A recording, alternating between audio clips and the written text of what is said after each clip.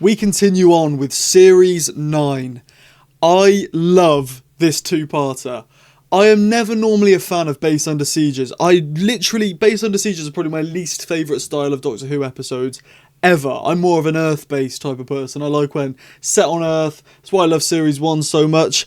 But this has always had such a special place in my heart, and to think this turns 11 years old this year is crazy. I remember watching this air like it was yesterday. I remember there's a fire in the first few seconds. I just witnessed a fire in Gloucester Town Centre the night that this aired. Very weird. I was out in Gloucester Town Centre, one of the warehouses was up in blaze. I also just watched Strictly Come Dancing, where someone danced to Mysterious Girl by Peter Andre, and then Peter Capaldi mentions that song in this episode. I thought that's a weird coincidence. So, lots of stuff happened. The jokes in this episode are on point. The Clockwork Squirrel joke is really, really good. The whole, I'm sorry, why does this guy keep talking to me? Talking about Pritchard and I get it, you're an idiot. Stuff like that. The jokes are on point. There are spoilers going ahead. I will go into more detail in just a moment. So just a heads up. If you haven't seen this episode or the next one or the entirety of Series 9 or the entirety of Capaldi's run, you might be subject to some spoilers. So click away if you do not want that. Let's jump right in. My boy Toby Whithouse is back again. If you're new to this channel and you don't know, I love Toby Whithouse. He's my favourite Doctor Who writer, apart from Stephen Moffat probably. And Russell, to be fair. Russell can go up there. He's the height of the height. Not Chibnall. I love Chibnall's work on Torchwood. Don't like his work in Doctor Who. However, Toby Whithouse has written some banger episodes. These are probably his best. Up there, God Complex is very good. Vampires in Venice, very underrated. If you haven't seen for a while, go and watch it. It's very, very good. So I love Toby Whithouse. I loved two-parters as a kid as well. Like, I thrived off the two-parters, and the fact that we just had a two-parter as the series opener, and we're getting another two-parter now. As a kid, I was freaking out because I thrived off of the two-parters. And this one, yeah, I'm just a really big fan of. I really, really enjoy this story. The whole thing about the ghosts is just intriguing. It's like, how can there be ghosts? You want to know more about it. There's lots of good setup with the writing on the spaceship. Why didn't the ghosts kill Lun? Topside, why are they getting more people to come down for? Why did they call for rescue sub? ETC. There's loads of really intriguing things that make it interesting as a two-parter, because you've got to wait a week to get your answers, and that's what I love. I miss that. That's why I love classic Doctor Who and Sarah Jane Adventure so much, is because you have to wait to find out over multiple episodes. I really enjoy that. Unpopular opinion time. The cards scene, it is quite funny.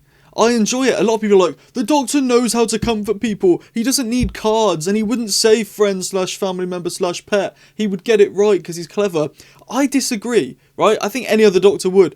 And in this situation, the Doctor is having so much fun. At the start, he's like, isn't this so exciting? We don't know what they are. And he thinks that they're ghosts, and that blows his mind. And he spends the whole episode being like, how are there ghosts? Ghosts aren't real. There's no such thing as ghosts. How do these people exist? What's going on? These are real dead people. He's so overstimulated and excited about finding out what's going on. He is disregarding the feelings of the people around him, which isn't right. And I don't think the Doctor should do that. But in this situation, I understand why he wasn't putting their feelings first, because he's so excited. He's like a kid on too much sherbet, like Clara says.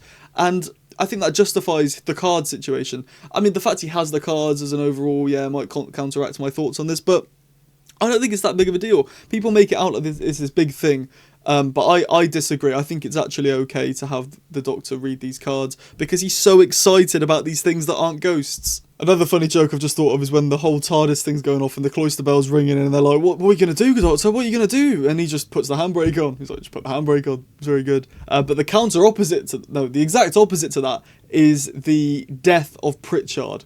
That scene was genuinely harrowing when he comes in from his little spacewalk, well, underwater walk, I suppose, and you just see the shadow of Moran's ghost standing outside, and Murray Gold with the score. It does like a little like a high-pitched screech, which is used a lot in horror films. I think of, is it Psycho, I sound bloody mental. I need to get some sleep. But no, that whole bit where he dies is really, really, really cool. And just scary. It's genuinely freaky. It's freaky to watch. You just see just something off-putting, like just seeing a ghost stood out in front of you, and then the actual death's a bit goofy, but then it goes straight back to harrowing again when you see him, like his dead body just floating outside the base. It's very similar to Scooty in I almost said Shooty. It's very similar to Scooty in The Impossible Planet, which is a two-parter I never actually got on with that well. I watched it a lot in lockdown. I was obsessed with Series 2 in lockdown. I watched the Satan Pit two-parter, the Cyberman two-parter, and Doomsday. Pretty much like I'd watch one on one day, one on the other day, one on the third day, and I just loop that throughout lockdown. I was just obsessed with that series during lockdown for some reason. I just love Ten and Rose. I'm a big romance guy, believe it or not. I love Twilight. Who'd have thought? But yeah, no. I forgot what I was saying now. Oh yeah, it's like Scooty. This whole two-parter feels very similar to that. I personally prefer this to The Impossible Planet, the Satan Pit, because that gets held very high. Everyone holds The Impossible Planet and the Satan Pit very highly. I don't get it personally. I think it's good, but it's nowhere near my top 10, possibly even top 20 episodes of Doctor Who. Like, genuinely, I mean that as well. I'm not just trying to be different. Like, I genuinely think that it's good though. It's not bad. But yeah, I wouldn't just stick it on personally.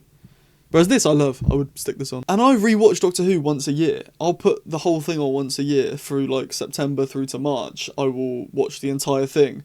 And that's it. I don't normally stick random episodes on, but last summer I did watch a lot of the Series 9 episodes because, like I say, I love two-parters. And this I did put on a couple of times because I really enjoy it. I like the pacing. I like the overall story as a whole. And the characters. I just find the whole thing interesting. It's a very interesting episode of Doctor Who.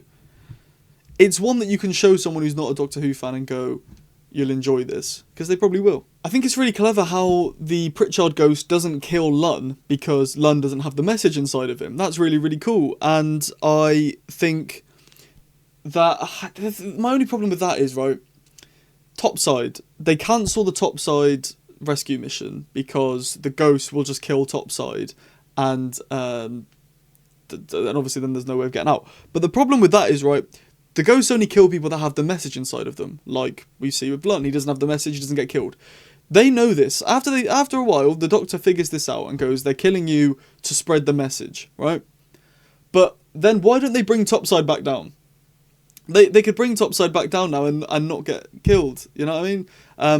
That was something I wrote down during the episode. Obviously, then it does get counteracted by the fact that they all are up for staying, which I don't buy at all. In real life, nobody is staying, and the Doctor Who does this thing where it imagines that everyone's up for the adventure.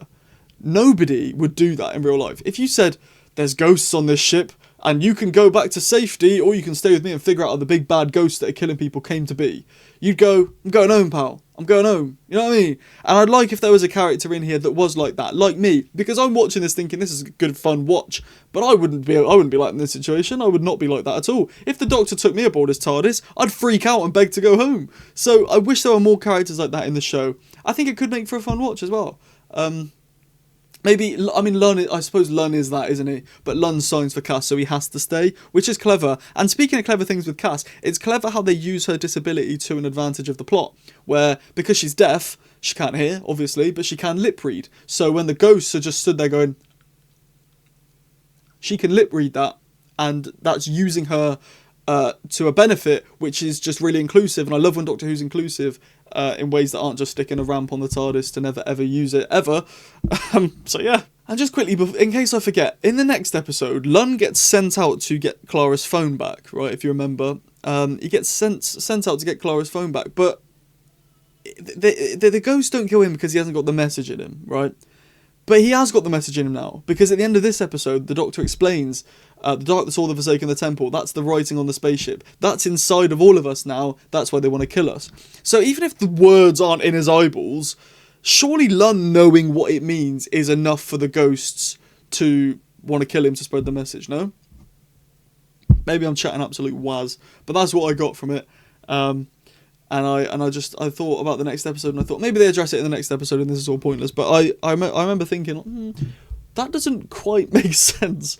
But you know what? Maybe it does. Maybe I get counteracted in the next episode. This episode is bloody brilliant. I really enjoy this two-parter. And I really enjoy the opening 4 episodes of Series 9. And I really like the back 3 episodes of Series 9. The middle's a bit but it's fine. Look, I enjoy this episode. I think this episode's a solid 4.3. 4.3 out of 5. I think 4.4 seems a bit high, 4.2 seems it's alright, but a bit low. 4.3 out of 5 for me. What do you think about this episode? Let me know in the comments. Watch it down in the comments. There's a button if you're on mobile near the comments that says hype. If you push that, it pushes my video out to loads more people. Leave a like, subscribe with the notification bell on so you get notified every single time I post, which is quite often. And you can you do all the other stuff. I forgot what it is. Oh yeah, super thanks. If you leave a super thanks in the comments, gives me a bit of money. You get a shout out at the end of the next video. Or you can become a channel member. You get loads of bonuses along the way for that. Shout outs, member any videos, stuff like that. So do that if that's your thing. If not, then carry on with the day. Have a great rest of your day. I've been Sam. I'll see you later. And ta-ra.